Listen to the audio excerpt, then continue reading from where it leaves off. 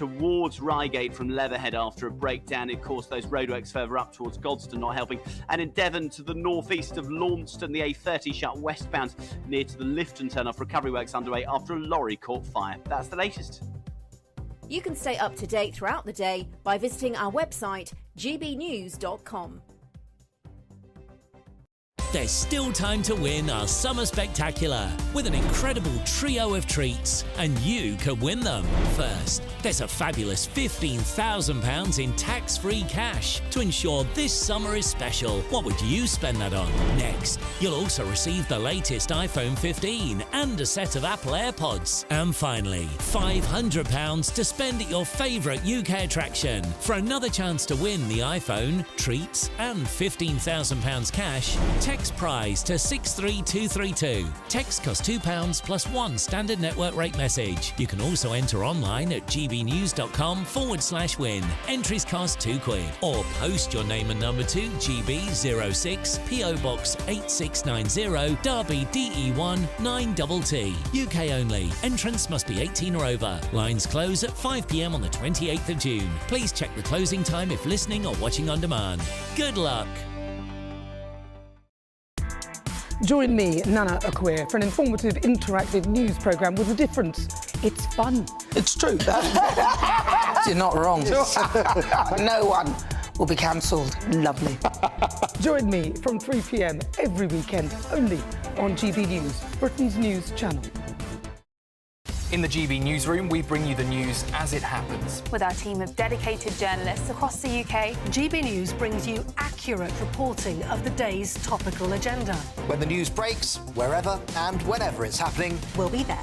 This is GB News, the People's Channel, Britain's news channel. Every Saturday, 10 till 12, we'll bring you all of the news that you need to know. We'll also remind you that there is so much to smile about. It's my favourite time of the week. I get to relax, enjoy some light-hearted stories, and let Ellie teach me about fashion too. That's Saturday Morning Live, every Saturday, 10 till 12. Only on GB News, Britain's news channel.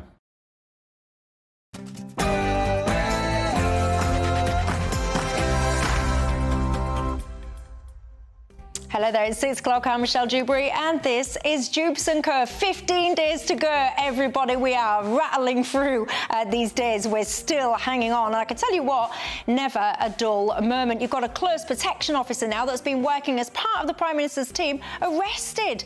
Allegations there about placing bets on the date of the general election. Goodness gracious me. Also, George Galloway, he has unveiled his manifesto today. He reckons that if Keir Starmer becomes Prime Minister, we will be at war within 6 months. Do you believe that or not? Also, the SNP manifesto launched today. Within it, they call for the 2-child cap that affects some benefits to be scrapped. Should it be or not? And speaking of children, do you think it's right that primary schools are involved in Pride Month?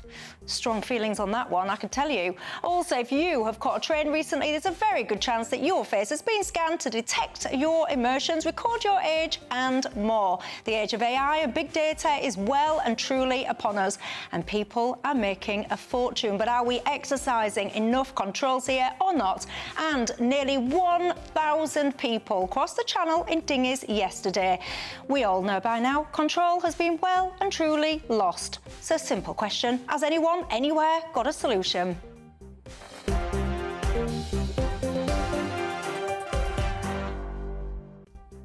All of that and more, but first, the headlines.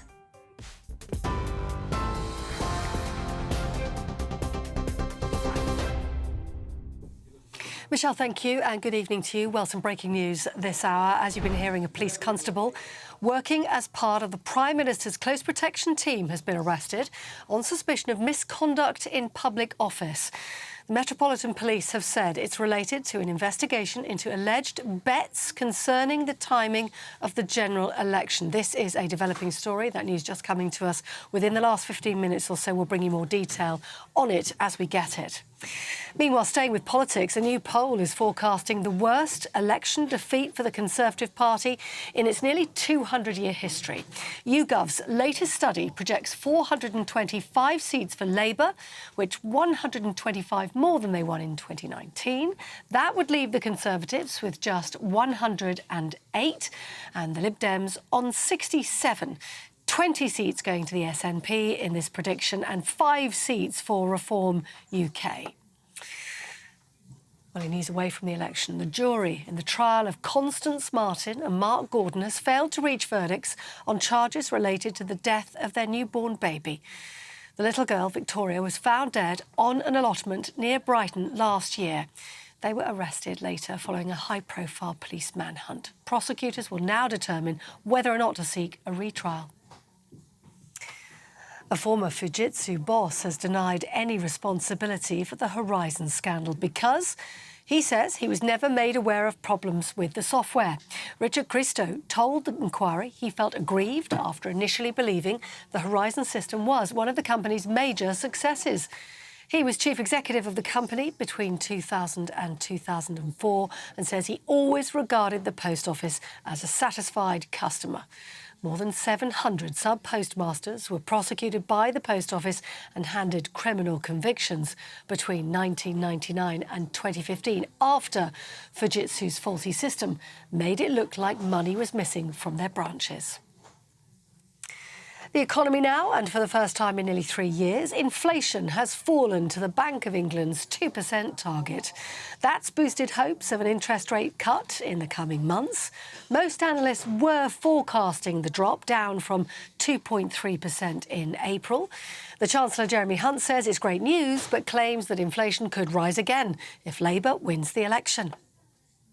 A year and a half ago, we had higher inflation than nearly any other major economy. Today, it is lower, and that shows the difficult decisions we've taken have paid off. That would not have happened under Labour. They refused to condemn the public sector pay strikes. That would have meant higher inflation for longer. Instead, we have lower inflation, taxes starting to come down, and hopefully now mortgages starting to come down. It would be a terrible shame if we turn the clock back and put up taxes for every family with savings, which is what it now emerges Keir Starmer plans to do. The Chancellor, Jeremy Hunt there, but Labour's shadow Chancellor, Rachel Reeves, is warning the cost of living crisis isn't over, she says, and prices are still going up. Price rises have been very severe in the last few years. The cost of the weekly food shop up almost 30% since the last general election. People looking to remortgage this year paying more than £200 a month more on their mortgage because of the Conservatives' mini budget less than 2 years ago that crushed the economy and sent mortgage rates soaring. So the Conservatives might want to say everything's OK, but I know for many people right across our country, they're still struggling. A baby girl has been killed by a pet dog in Coventry. That's according to West Midlands Police. The 7-month-old was rushed to hospital after she was bitten on her head during the attack, which happened on Sunday, but she died shortly afterwards from her injuries. According to police, the dog was not classified as a dangerous breed, but has since been humanely destroyed. Now, the Scottish National Party is promising another independence referendum for the country to fight for an end to austerity and, it says, rejoin the European Union. Launching their manifesto, the leader John Swinney says he also wants to see an end to the 2-child benefit cap. Scottish Labour criticised the First Minister, saying he's woefully out of touch. And elsewhere, George Galloway pitched himself as the antidote to both Labour and Reform UK as he launched his Workers' Party manifesto. He says he wants a referendum on the transition to net zero and promised to scrap ULEZ. Prince William joined the Queen in a royal procession on day 2 of Royal Ascot today. Her Majesty led the way in Berkshire with the Duke and Duchess of Edinburgh as well. They're celebrating their 25th wedding anniversary today, and they were there in the bright Ascot sunshine along with the rest of the royal family. That's the news. For the latest stories, do sign up to GB News Alerts. Scan the QR code on your screen or go to gbnews.com/alerts.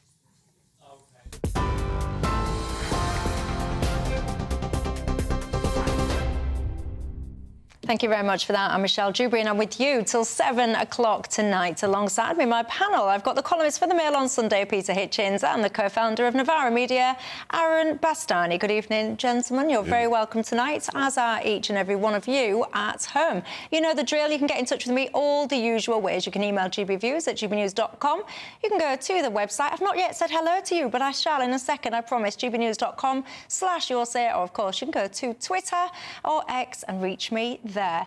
Look, we've got, what, 15 days, I think it is now, till the general election. I am definitely counting them down. Hurry up, please. Let's catch up, shall we, with what we've missed today on the campaign trail. Let's cross live to, this time, the Labour battle bus. Our GB News political correspondent, Olivia Utley. Bring us up to speed with all the latest, Olivia.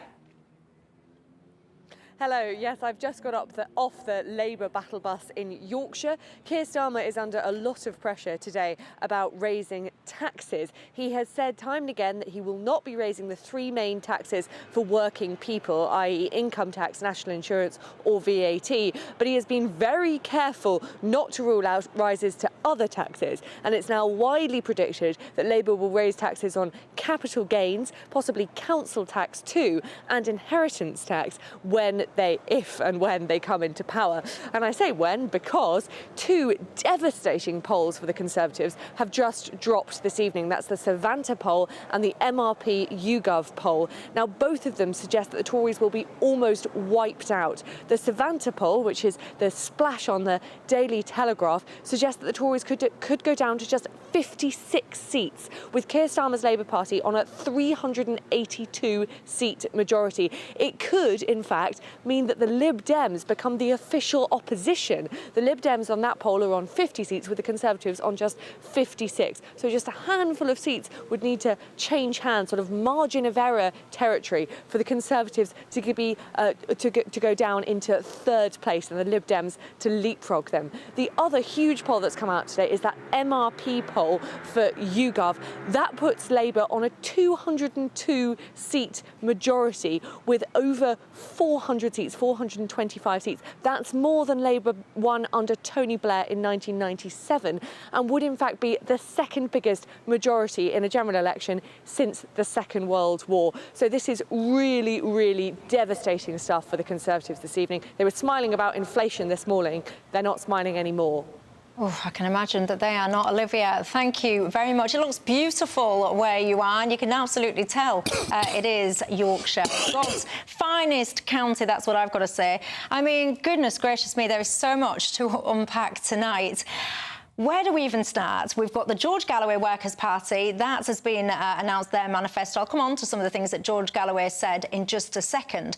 But those polls that we've just been mentioning there, it's terrible news for the Tories, Peter. Well, I suppose it is if you believe opinion polls are necessarily right. I've been saying from the beginning of this election that people are allowing themselves to be manipulated by the polls into holding the opinion that the election is finished before it started. It may be so. I would point out that on exactly this day, June the 19th, 1970, Conservative government was just settling into Downing Street, having beaten Harold Wilson's Labour government in an election which everybody said that Labour would win. The night before that election, all three major opinion polls gave Labour a majority of about 75, and they lost the election. Polls can be wrong. I would point out that these days hardly anybody answers the front door. Ask anybody who's done any canvassing during this election. People don't come to the front door, nor do they answer the telephone. I'm archaic. I still use the telephone to ring people up and expect an answer. This is very rare. People don't do it. How are the polls collecting their information? That's a very good point. The other thing is that the raw work of polls, I've done a lot of work on this, before the 2010 election.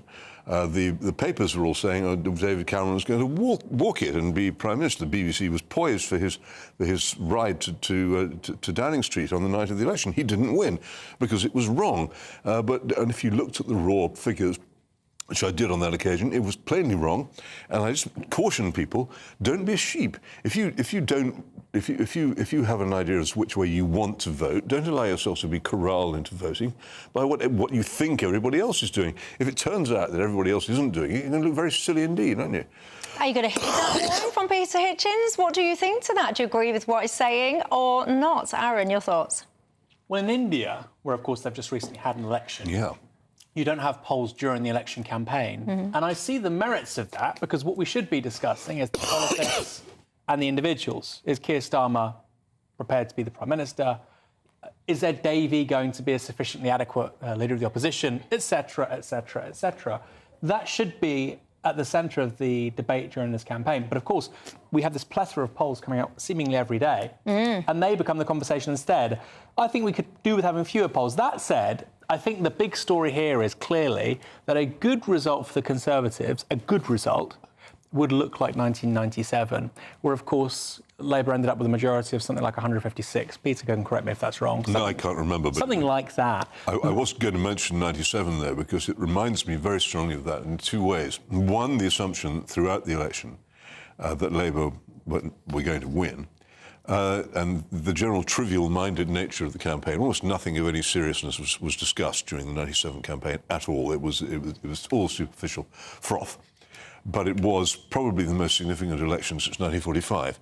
And we have, again, an election of enormous importance in which a party of immensely powerful, dogmatic ideology, led by a strongly ideological Prime Minister, is about to come to office if the polls are right. And there is almost no discussion of the nature of the government which he will introduce at all, just trivia. Fascinating, I have to say, Nick Ferrari deserves a huge medal for yesterday asking Keir Starmer the question which everybody who interviewed him should have asked him before. What do you mean by working people? Now, this is a huge development. Here we actually have, at last, Keir Starmer beginning to show that, in fact, he's planning to whack the middle classes with an enormous amount of tax. But he's only begun to say so now, and it's not catching on. Can I just tell people what happened in that interview in case people didn't see it? So Keir Starmer was essentially asked, because obviously he's saying that he's not going to raise taxes on working people, and he was asked, well, what do you define as working people? Long story short, he basically said people that work for a living, yeah, fine, whatever. But then he went on to say people that essentially can't write a cheque out if something goes wrong. So essentially people that have no savings whatsoever. That is my understanding of what he said. So he's going for the people with savings, and this is because that's where there's an awful lot of money which the government can plunder. And that's what he will do. And I think we've been told this. Now, you'd think, wouldn't you, the middle classes of England warned so clearly that an incoming government was going to plunder their savings, would say, actually, perhaps it's not such a good idea to vote Labour or to vote for the Reform Party, which means voting Labour, that we might not do that. But no. Have you been watching this extraordinary series on television, The Fall, about the woman who her husband tried to murder her in a parachute jump? I have not. She would know. It's fascinating. My mother-in-law loves that. The key thing about it is that the victim of this extraordinary crime eventually ended up giving very feeble evidence against the man who tried to kill her because she couldn't bring herself to believe that her own husband had been trying to kill her. It's amazing what people are able to suppress in their minds if they want to, and people are suppressing in their minds at the moment because of this desire to punish the Tories. The truth about this election, which is that we face an enormously radical Labour government, which everybody who helps to get it in, who has any savings, will regret like anything for years and years to come. And once you've got it, I promise you, you won't be able to get rid of it. When they move in, they come to stay. But surely people wouldn't be, or shouldn't be, surprised by that. I don't really see why this is a revelation that people are saying that Labour is going to tax success or tax aspiration, because essentially that is what the Labour Party is known for, certainly in my mind. There's a few ways of looking at it, isn't there? I suppose one counter-argument is we're already taxed to the hill and we get very little for it. If we're going to be taxed even more and we get something in return, OK, so be it. But what do you think? Well, do you think they're suddenly going to get better at spending it once they've got more of it? Well, I suppose Labour can say we've got a benchmark in 2010, crime was lower, the NHS was better, etc. So they can say that. They can say that, Peter. They can say that quite reasonably. Only for the gullible. They can say that quite reasonably, and the electorate often thinks in those terms, don't they? For better or worse, they think of the last Labour government.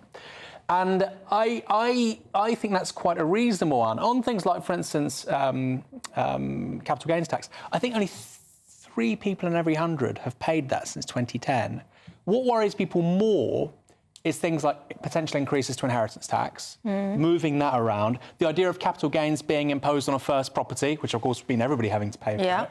That worries people, but so far Labour are saying we won't do that. I do think they'll increase capital gains tax, which doesn't impact that many people, and I do think if they get a big majority, although they've said they won't, I think they'll reorganise council tax. Of course they will.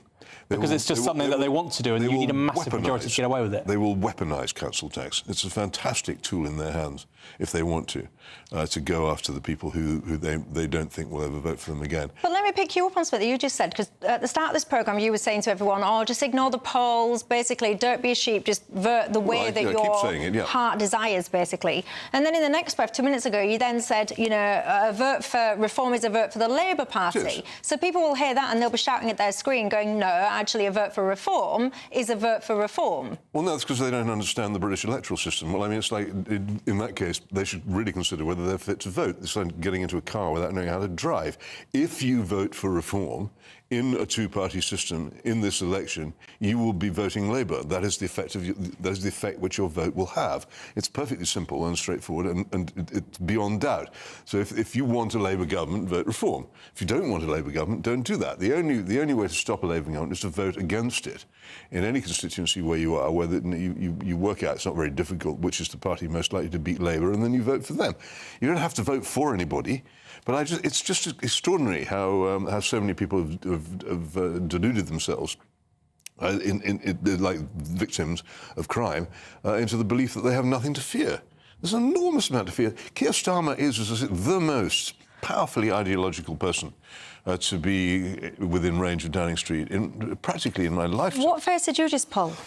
I'm curious. Why isn't Peter on the reform train? Because many of the... I don't like them. I think they're mistaken. What, do you like the Conservative Party, though? No, I don't. I think many of the critiques that you have of the Conservative Party, people that vote reform would agree with. It would be no gain to me to have to support a party led by a man who believes in the decriminalisation of marijuana.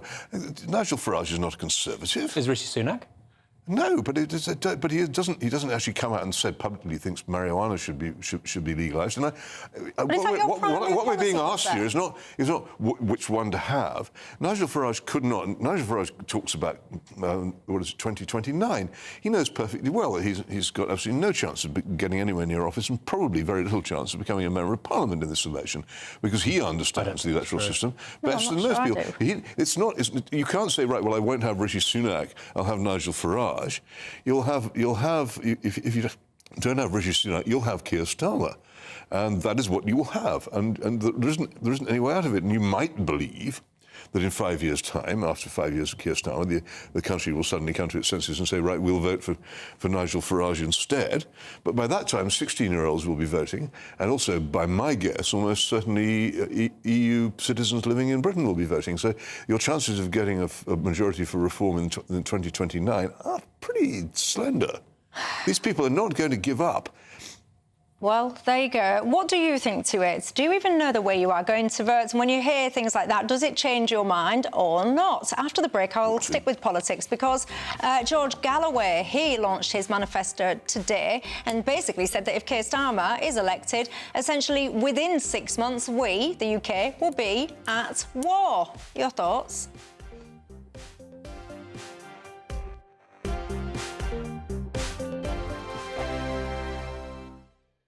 This is GB News, Britain's news channel. History lecturers at the University of Liverpool have been advised to problematise whiteness and heterosexuality in their seminars. They are saying that you should be guilty if you're white and heterosexual. Not using the long words they use, but that's kind of what they're saying. Yeah, but do you know what? History in this country is concerned with more and has been lived by more white people and more heterosexuals, right? And that's the history. I'll tell you something else, Don. This is Russell Group University material here. This is Liverpool. It's a really good university. Mm-hmm. The thing that really got me going apart from this, and I thought it was an AI generation of words input into a system to come up with from something. It's ridiculous. The main issue I have is the verb problematise. I've never heard of that before. Yeah. So they should be prioritising grammar. Let's get first principles back in there firstly. It's just promoting anti-racism. It's not, Amy. It is. Wait. It's just bringing the marginalised voices into the discussion. So no, what they're saying is look at British history through the optic of all perspectives. So let's look at it from the perspective of a queer person growing up. Let's look at it from the perspective of somebody from... But that's not the majority. When I actually looked at the evidence, it's all about unpacking bias, and you have to admit there has been a white bias in history. No, there hasn't, because the facts... From a white perspective... Amy, the facts are, in history, most people in this country are white and heterosexual. Of course, but then there's still... So that's the history. ...voices that deserve to be brought into the discussion as much as the dominant... Look, like, that's all decolonising the curriculum is hearing all sides of the argument. I think... Which surely we at GB News love. We celebrate that. That's what we do. We do, but we're not telling anybody it's bad to be white or it's bad to be... Exactly. That is not what... Amy, it is. It is. The People's Channel. Join me, Neil Oliver, every Sunday night at 6 p.m. on GB News. And if an hour is not nearly enough for you, go to gbnews.com for special extended episodes online every Friday at 9 p.m, where we can truly get into the nitty-gritty of what's going on. GB News, Britain's news channel. Every Saturday, 10 till 12, we'll bring you all of the news that you need to know. We'll also remind you that there is so much to smile about. It's my favourite time of the week. I get to relax, enjoy some light-hearted stories, and let Ellie teach me about fashion too. That's Saturday Morning Live, every Saturday, 10 till 12. Only on GB News, Britain's news channel. I'm Christopher Hope. From pop stars to politicians, I'll interview anybody in a pub who's got a political opinion. Join me every Friday on Spotify, Apple Podcasts, YouTube or gbnews.com, or wherever you get your podcasts. GB News, Britain's election channel.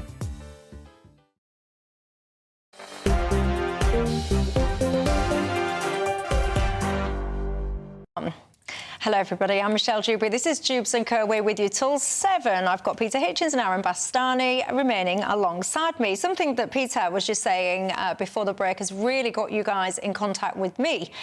Peter was basically saying if you vote Reform, essentially you're voting Labour. Do you agree with that? Because I can tell you now the audience is really split. Some of them, no offence, Peter, saying you don't know what you're talking about. Other people saying he absolutely does know what he's talking about. Give him a medal. But what do you think, first of all, Aaron? Oh, well, I disagree. I think people should vote for the party that they like. Peter's point is that we have first past the post, and sadly, it's not optimised for that kind of way of doing things. But if I was on the right... What way of doing things? Voting with your heart. You can't do that, sadly, with first past the post because it's a two-party system. What I would say, though, is if I was on the right... I don't agree with him, but I see where he's coming from. If I was on the right, I would say that the right in this country, the conservative, quote-unquote, movement, needs a fundamental recomposition. It can only do that from opposition. And actually, we're being driven in a really strange direction. We're all over the place. We're incoherent. We don't make sense. And we need a period in opposition to work things out, and actually reforms here to shake that up, to challenge some of our assumptions. I think actually the Green Party on the left does something quite similar. And I think in a way that's useful in politics and public life. I think it allows the system to be renewed and make sense for ordinary people out there. So I somewhat disagree with Peter. Rare occasion, I know. What if this period of opposition of which you speak actually turns into permanent opposition from which you can never escape? This is going to be, if these polls are correct and if lots and lots of Tory voters vote for Nigel Farage, this is going to be such a colossal defeat for the Conservatives, if the polls are right, and that is very likely that Davey will be the official leader of the opposition, the first Liberal leader of the opposition since 1906. They won't even be the second party.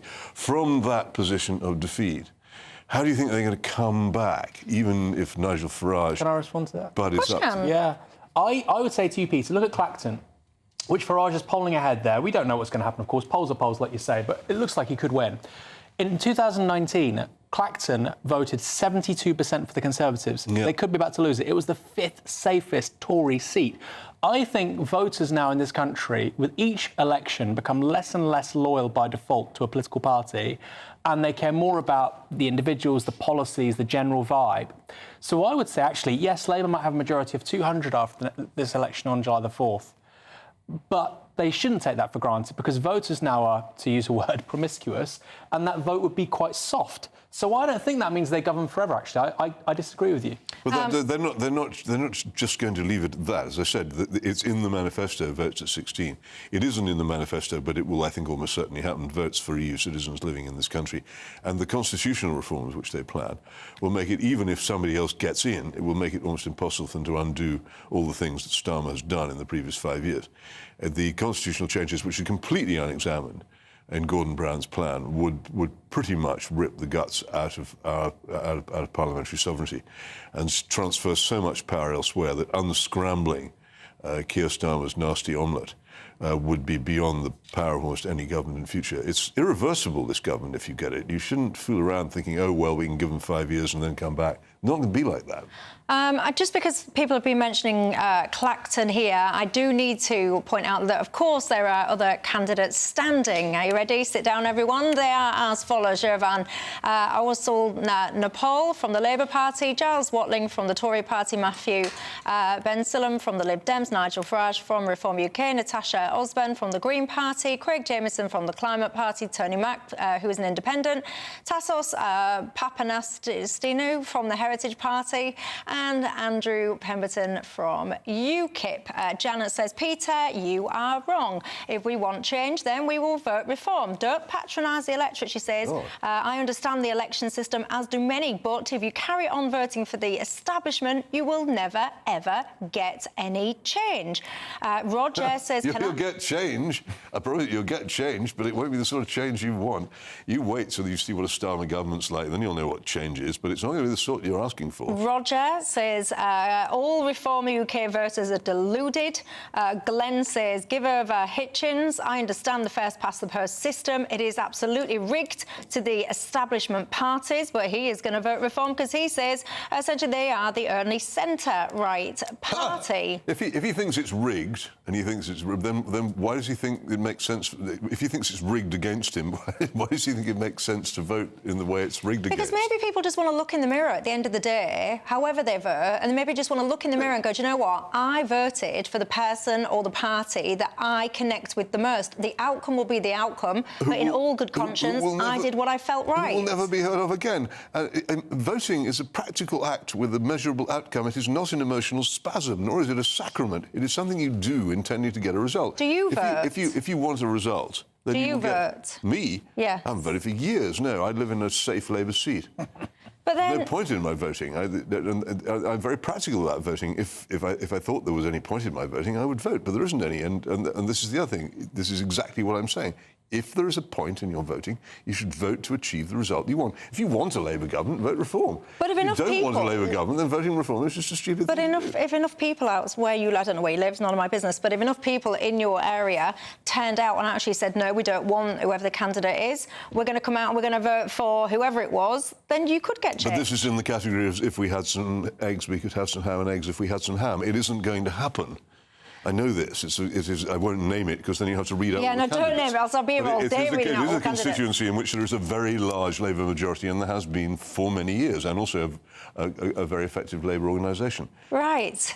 There you go. Are you any the wiser as to who to vote for? Yes, don't vote Labour and don't vote. Have you got his message? I think he's not being. Don't vote Reform. It's not a subtle point that he's making. No point being subtle at this stage. The country's on the brink of disaster. I can tell you, though, that many people are getting in touch with me and saying that actually, whatever the outcome is, they want to basically vote for how they feel is right in their conscience. Totally get it. Yeah, I do. Of course. Lemmings get a very bad press, you know. Lemmings don't actually hurl themselves over cliffs. Well, but it seems as if people sometimes do. What do you think to what he's saying? Tell me. I'll tell you who else has been speaking out today, though. George Galloway, of course, he unveiled the manifesto for the Workers' Party of Britain. One of the things that he had to say really caught my eye. Listen. I'm going to make a prediction to you, Andrew. If Keir Starmer becomes the Prime Minister, within 6 months, Britain will be at war. I don't mean a proxy war. I don't mean special forces dressed up as Arabs or Russians, Ukrainians. I mean an actual war with British forces deployed within 6 months of Keir Starmer becoming Prime Minister. And then it's game on. What do you think to that, Aaron Bastani? Well, it's interesting. As he gets older, George's beard seems to get darker. But I love that that's your main takeaway. Apart from that, no, in all seriousness, he is an astute and canny observer on foreign affairs. You don't have to agree with him.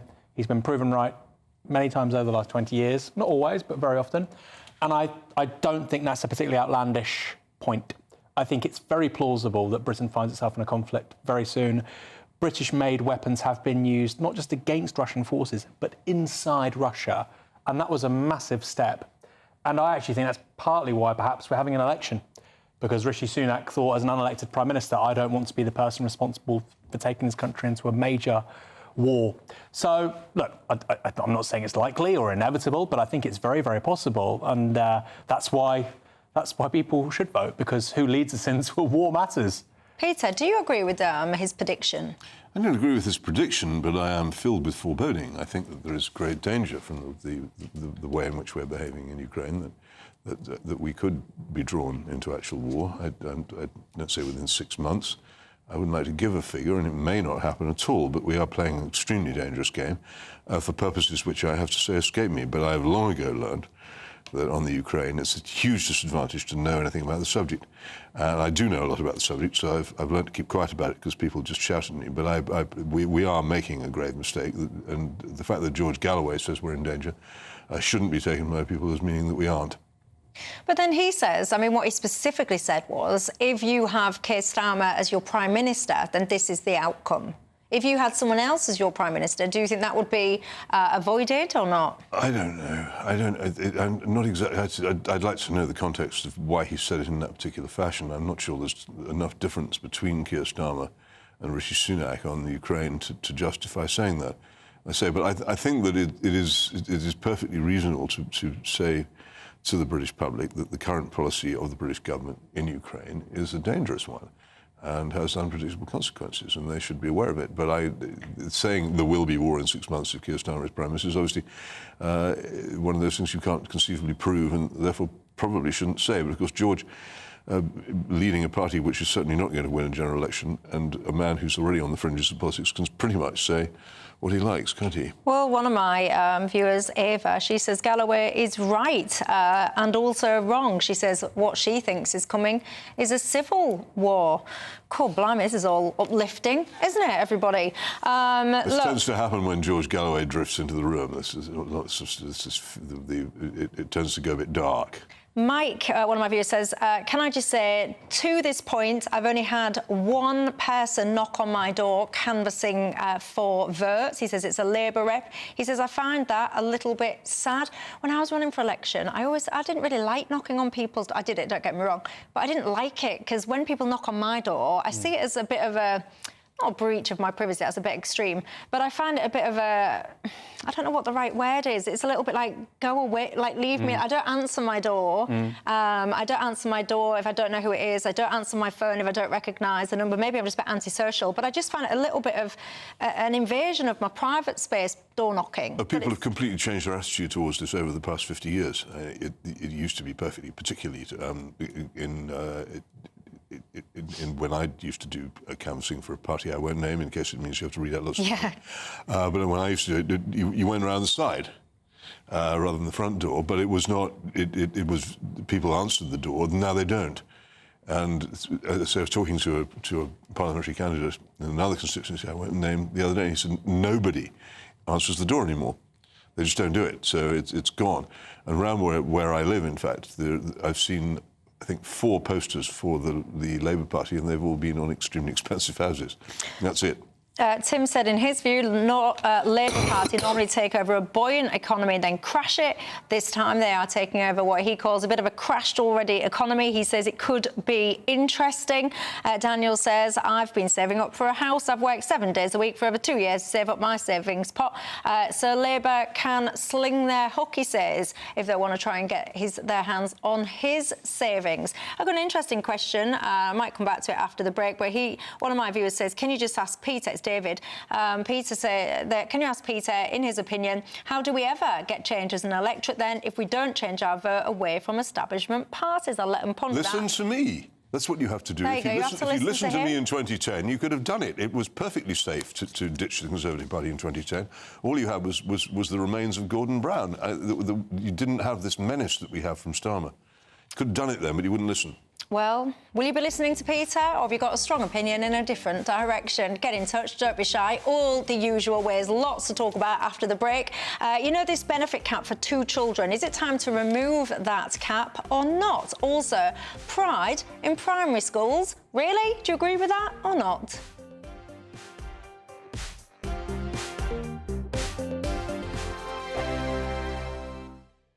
Hi there and welcome to the latest forecast from the Met Office for GB News. Fine for most of us during the next 24 hours, clear overnight and then warm sunshine to come for many on Thursday. In fact, sunnier skies for the majority on Thursday, although overnight there will be some thicker cloud arriving into the north and northwest of Scotland that will tend to sink south ever so slowly with a fizzling band of light and patchy rain. The breeze picking up, that cloud and rain reaching Northern Ireland during the early hours. England and Wales, meanwhile, clearing skies and, with light winds, temperatures falling into the single figures. In fact, in some spots, 4 or 5 Celsius by dawn, so a bit of a chill in the air once again. But it won't last long. There's going to be plenty of sunshine for England and Wales. Same can't be said for much of Scotland and Northern Ireland. Northern Scotland sees the best of the sunshine first thing, but for much of central and southern Scotland we'll see thicker cloud and some light outbreaks of rain and drizzle at times. Northern Ireland, much of the rain will be towards the north and west, brighter skies towards the south and east. Meanwhile, England and Wales, sunny skies, although there will be a veil of high cloud, cirrus in the sky that will turn the sun a little hazy at times through the morning. Temperatures rising quickly then through the day, less cloud around compared with Wednesday, although there will be some fair weather cloud building across Wales into the Midlands. Couldn't rule out the odd light shower from this, and later in the day some heavy showers over the continent could just brush to the far southeast. But where we've got the sunshine, temperatures up to 23 or 24 Celsius, so a warm and fine day for the vast majority. Friday begins with cloud once again pushing into western and northern Scotland, Northern Ireland, and some outbreaks of rain move in, more persistent wet weather towards the end of the day. Elsewhere, staying warm and sunny once more, but for Saturday we're going to see a band of showers move across before warm sunshine return on Sunday. The latest GB News travel. Good evening, hello, my name is Johnny Ratner. The M62 in West Yorkshire is crawling eastbound from junction 25 to 26 towards Chain Bar. A lorry has broken down, blocking off the left lane and not being helped, of course, by a separate lorry having its tyre changed earlier on that stretch. Heading south through Cheshire on the M6, one lane shut, 17 to 16 towards Stoke-on-Trent, following an accident, and on Merseyside, the Queensway Tunnel, that's blocked in Liverpool and Birkenhead for a police investigation. Meanwhile, in Devon, the A30 is closed westbound near the Lifton turn-off, of course, just northeast of Launceston. Recovery works underway after a lorry caught fire. On public transport, Elizabeth Line trains suffering of severe delays heading west of the capital, out of London Paddington to the Heathrow terminals and Reading, with minor delays between Paddington and Abbey Wood. And that's the latest. You can stay up to date throughout the day by visiting our website, gbnews.com.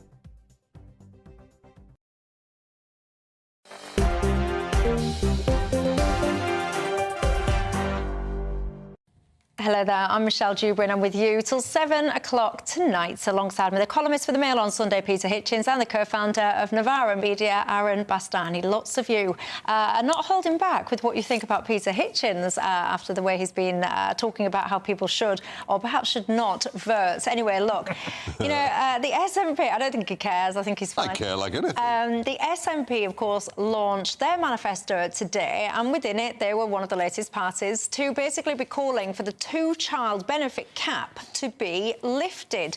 Let's cut straight to the chase on this one, Aaron Bastani. What do you think to that? I think it should be removed, and quite remarkably, actually, in the debate last week, Nigel Farage agrees. We are the only country in the OECD who cap benefit, and that's basically countries in the West, who cap benefits with regards to children at 2 children. Most countries don't cap it for any number of children. I think there's Spain, a couple of other countries too. Child benefit's not capped, is it? The benefits in relation to children. It's a child benefit. You can have more. To be clear, this is principally around universal credit. Yeah. There are several countries which cap it at 3 or 4 children, including Spain. Nobody else does it at 2 children. And I think it's a very, very, very bad idea. You've got about 1 million kids growing up in poverty as a result of this. In terms of, you don't have to even agree with it as a policy or the role of the state or anything like that. Pound for pound, in terms of how many kids it takes out of poverty, for about £2.5 billion a year, I think it makes total sense. And the thing is, somebody might say, well, we can't afford to scrap it. I would say we can't afford to have 1 million kids in poverty because the costs of that to society and to the taxpayer over the long term are astronomical. So it makes perfect sense. And we have this very large coalition now opposing that cap, including Nigel Farage and the SNP. I can't imagine they agree on very much, but it doesn't include, crucially, the likely next government, which is Labour. Peter, what do you think? Well, I think it's extraordinary how mean British governments are to families with children. Compared with governments on the continent, they just really are extremely mean. And I'm in some ways, I'm baffled by it as to why you should be so hostile to family life. They are in so many other ways as well. I can't see any reason to cap it at 2 at all, and it seems to me to be completely unjustified. Well, let me just bring in a different perspective here, because one of the reasons that it was capped in the first place, this obviously affects children that were born, I think it's after 2017. And again, just to be clear, it's not child benefit we're talking about, it's the other benefits like your universal credit, the child component of that, and I think it's working tax credit, the child component of that as well. So it's those 2 things basically that we're talking about. One of the reasons, if not the primary reason that it was brought in, was because it was said that actually, if you're working, you're not entitled to any benefits at all, you perhaps will struggle when you have more children. The essence there, the idea behind it was actually, if you then do rely on the welfare state, why shouldn't you be subject to the same struggle as the working family? Well, I think a majority of people who this affects, actually, a majority of households this affects, at least one of the parents is in work. So it's not necessarily, or even in fact, for the majority of cases, people who aren't working. This is people who are working and they have fallen on hard times. You know, you could have 3 or 4 kids. You could be a very prosperous, well-to-do family. Somebody dies, you break up, something happens, and all of a sudden you're penalised and you're living in absolute penury. I appreciate that's not the majority of cases, but it's many, many, many thousands of cases. Let me put a flip side to this, because there will be some people watching going, well, hang on a second, then if someone does decide that they don't want to work and then they want to breed like rabbits, why should the taxpayer pick up the bill? People don't breed like rabbits in this country. We have a birth rate of 1.5 per woman in this country. Our birth rate is collapsing. Yep. It's collapsing. People aren't breeding like rabbits. I mean, I think in 10 years' time, politicians will be saying, please, breed like rabbits. You know. In many countries they are. In Russia, they're constantly struggling to get people to have more children. It is amazing how for many years how anti the family and how anti children British governments have been. It just makes no sense to me at all. Well, there you go. There's 2 votes, essentially, for getting rid of that cap on this panel. What do you say to that? Herman, what does this or would this affect you? Your thoughts on all of that? Look, after the break, absolute, just appalling scenes, if you ask me, crossing the channel. We had over 800 people yesterday. Anyone, anywhere, got the solutions to this? Tell me.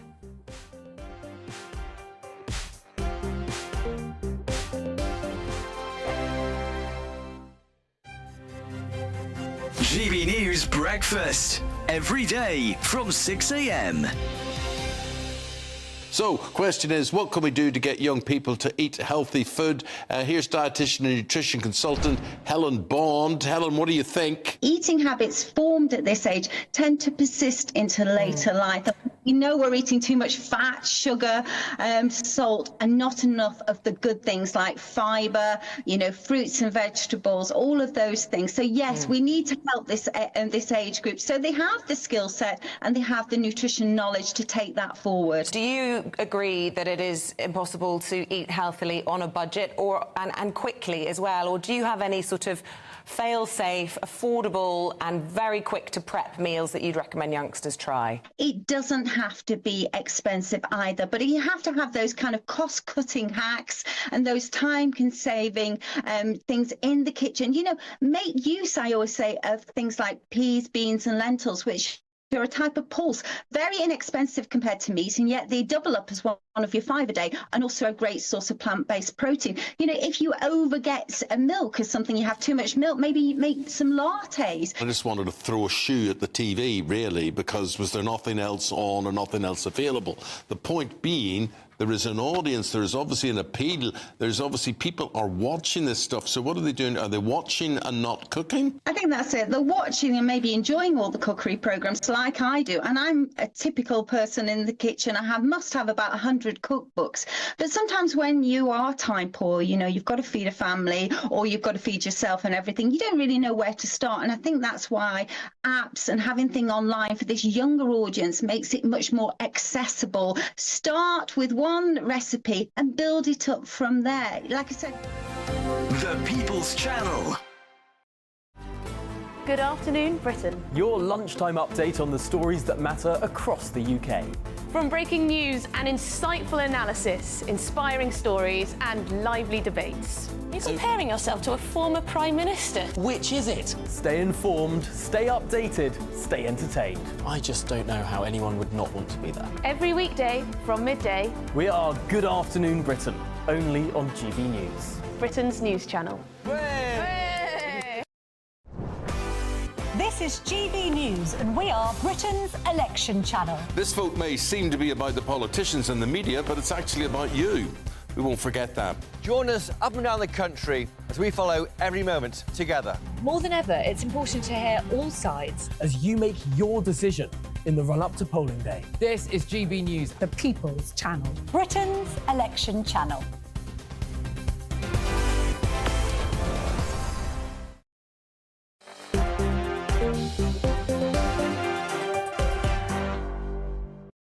Hello, everybody. Michelle Dewberry with you till 7. The columnist at Mail on Sunday, Peter Hitchens, and the co-founder of Novara Media, Aaron Bastani, remain alongside me. Very serious matter when it comes to crossing the channel. We all know what's going on there. Get this, so everybody. Yesterday, 882 people made that crossing. Has anyone got the answer to this, do you believe, Aaron Bastani? I struggle to think so. In terms of it stopping, not really. I mean, obviously, Reform have come out with a pretty strident position with regards to their manifesto this week.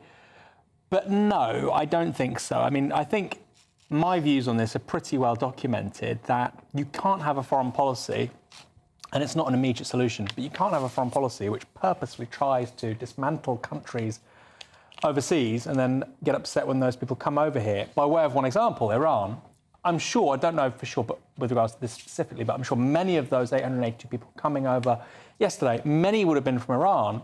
We have a policy of economic sanctions on Iran designed to destroy that country's economy. So I find it rather strange that we would then say, oh my goodness, they're leaving a country we're trying to economically detonate. How dare they? So I think if you want to... So then you must accept that they're economic migrants then? Many will be, yes, of course. From Iran, many will be. And of course, you've got countries, many will be. Vietnam, for example. I would leave. Or Vietnam, for example, was one of the top countries where people were coming over from. So that argument doesn't really ring... what was it, Algeria? Was it Algeria? No, Albania, until recently, until we got that returns agreement. So some, yes, true for some of those countries, but certainly not for all. What do you make to it all, Peter Hitchens? Well, I agree with Aaron about this. It's ridiculous for us to make so many wars of choice, particularly in the Middle East. And above all, the disastrous David Cameron-Libya war, which opened up the Mediterranean crossings. It's ridiculous for us to do this kind of thing and then be surprised when it increases the level of illegal migration here. And we should stop doing these adventures immediately and realise the connection. It still leaves you with the problem of people coming across the channel. I don't think that the thing can be solved. I think it can be very much ameliorated. I think I have to revise what I've said about the Rwanda scheme because of what's happened in Ireland, where it's quite plain that it is beginning to have a deterrent effect. And also, as the Prime Minister has now pointed out several times, a number of continental countries have begun to consider similar schemes. So I think we should stop necessarily mocking that as ineffectual. It might do some good. Ultimately, it depends on the French. I would pay the French almost anything and badger them limitlessly to get them to stop the people leaving. That is the nearest you'll get to a solution, is to get the French state, which if the French state decides to mobilise is extremely effective to get them to do it. I would very much concentrate on that plus Rwanda. You could get it down, but it doesn't solve the other problem of legal migration. What do you think to Labour ripping up essentially that Rwanda plan on day one? Well, it's very brave in a way because actually that policy is quite popular with people. it was popular anyway. I certainly don't support it. I suppose the counter-argument by Labour is you've spent hundreds of millions, nobody's gone there, and it's not made any difference. It's a bit of a white elephant. But at the time, two have now gone voluntarily, haven't they? The second one went the other It was day. very popular when it was announced. I remember the polling around it. But like what he said, like what Peter just said, it has been having an effect because people have been going to Ireland and then citing that. I think that's an extremely powerful piece of evidence. Anecdotally, but then it's quite strong anecdotes. For sure. But we're also talking about yesterday, 882 people crossing the English Channel. So it can't be. That goes with the weather, doesn't it? If the wind blows in certain directions and the sea is reasonably calm, you will get numbers going up. If it's the other thing, they'll go down. But the fundamental control point is them getting into the sea on the French side. And if the French can be persuaded to seriously interdict that, then we will get a long way. We haven't, I think, fully got there yet, and of course France is in its own chaos at the moment. But I think that if you want anything remotely resembling a solution, that's where it lies. I mean, what I would say is, just quickly, Israel's talking about potential war with Lebanon. The French can quadruple spending on monitoring their coastline, etc. But if there's a war between Israel and Iran, for instance, we will have many more people coming here. It's as simple as that. So foreign policy really needs to be the cornerstone. If you care about this issue, it needs to be the cornerstone of that. You can't have, in your near abroad, millions of people constantly being displaced and expect them to not come here, because they will. Let me ask you, I'm almost out of time for the show, let me ask you a very quick question. Do you think it is time to basically call a national emergency now when it comes to protecting borders, engage the military in trying to protect the border in the Channel, or not? No, I think all such measures give excessive power to the state, and once they begin, they're very hard to dismantle. I think it would just be a slogan in the end. I think you have to look at carefully designed, intelligent measures to make things better, rather than seek endlessly a magic bullet which doesn't exist. Do you think we need to call a national emergency and involve the military in this? No, I think we need to drop sanctions on Iran. I think we need to have a different approach with regards to the governments of Iraq, Iran, Afghanistan, and I think that's the place where you start. This starts and ends, I think, with foreign policy. So we need to start getting into bed with the Taliban, for example? Not getting into bed with them, just have a pragmatic look. If you don't want, tens of thousands of Iranians coming to this country over the Channel, and many of those will be coming because of economic reasons, if you don't want that to happen, then, of course, we need to end sanctions on Iran. If you think the sanctions matter more, then that's fine. But then one consequence will be people will be leaving because they don't want to live and die in a country which is in permanent economic collapse. And these sanctions tend to punish the pro-Western people in these countries as well. I've got to say, I completely disagree with the pair of you. I think that they should have been an emergency declared a very long time ago. I absolutely think that the military should have been involved in defending that border. If people stormed border control at one of the airports, you wouldn't be all standing around pontificating about what foreign policy had caused that. If a state of emergency was declared, it'd be like France. There'd be squaddies wandering around in shopping malls. That's all you'd get. Well, it soon stop the boat crossings. It's always a good job I'm not Prime Minister. That's all for now. Thank you, gents. Thank you at home. Camilla's up next. Don't go anywhere. I'll see you tomorrow. Night.